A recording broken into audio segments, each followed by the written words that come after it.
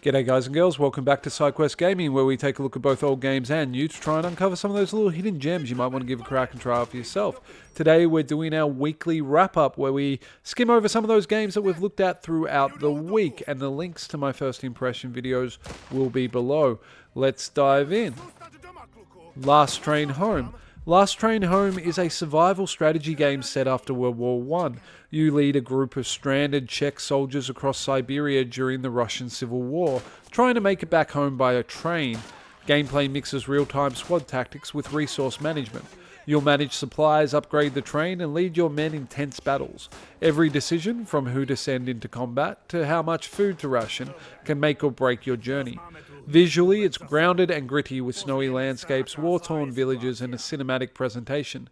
The sound design drives home the bleakness with a somber score and immersive battlefield effects. It has a very similar aesthetic to a more polished version of Men of War, with less micromanagement in its mechanics. It is an intense and rewarding game, though demanding in its pacing. For players who enjoy survival strategy with a historical weight, it's excellent value and one of the more unique strategy titles in recent years.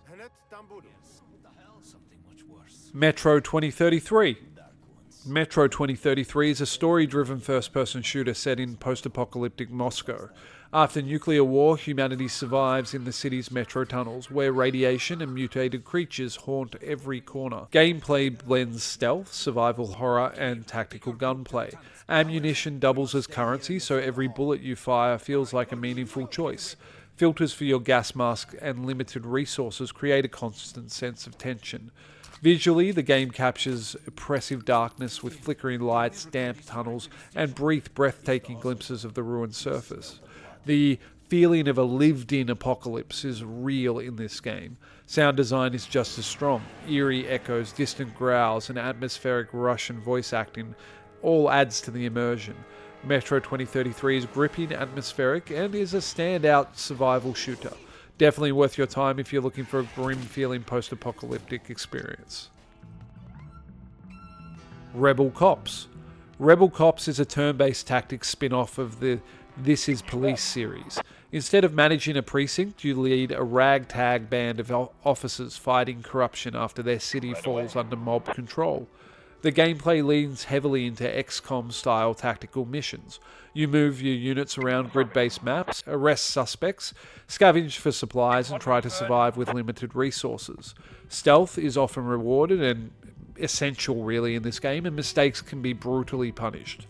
Its art style is a blend of comic book panels and muted environments, fitting the grim down-to-earth tone, and it looks fantastic. Rebel Cops can be frustrating at times due to difficulty spikes and slow pacing, but when it clicks, it's really rewarding. For fans of deep tactical strategy and taking it slow, it can be a fantastic experience. EARTHLESS. EARTHLESS is a roguelike deck-building strategy game set in deep space. Humanity is fleeing a dying Earth, and you command a fleet trying to chart a path through the stars. Mechanically, it's a mix of FTL-style exploration, turn-based tactics, and card-based combat.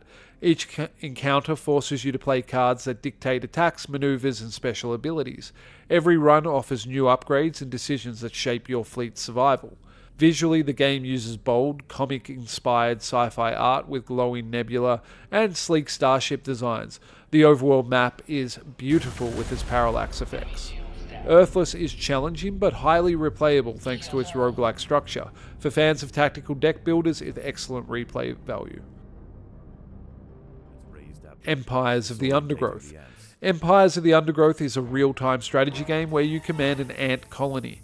Instead of managing humans or armies, you're digging tunnels, raising workers and soldiers, and defending your hive. The mechanics combine base building with swarm tactics. You'll expand chambers underground, send foragers above ground, and fight spiders, beetles, and rival colonies. You make use of unique pheromone markers to control your colony. It's a fresh twist on the RTS formula, balancing resource gathering with brutal survival combat. The setting leans into the idea of an ant colony under the microscope of scientists conducting experiments, and the art design reflects this. The constant chatter of the scientists as they try out new challenges to see if your fledgling colony can adapt and survive adds a really cool feel to the story. It's a unique and surprisingly addictive strategy experience. If you enjoy RTS games but want something different, Empires of the Undergrowth might just be the one for you. Broken Roads. Broken Roads is a narrative-driven RPG set in a post-apocalyptic Australia.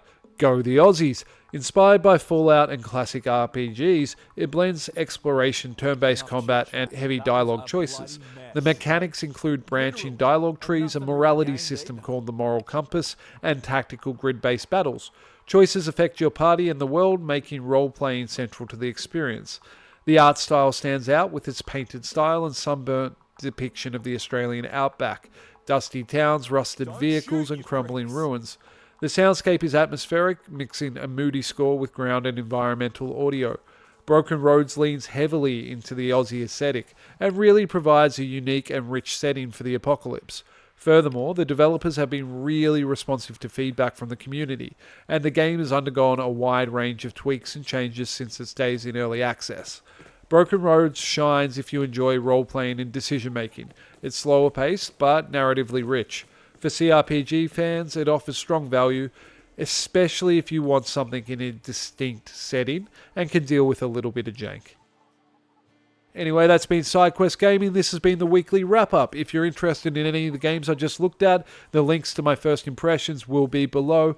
As always, have an amazing day, and I will catch you in the next one. Bye.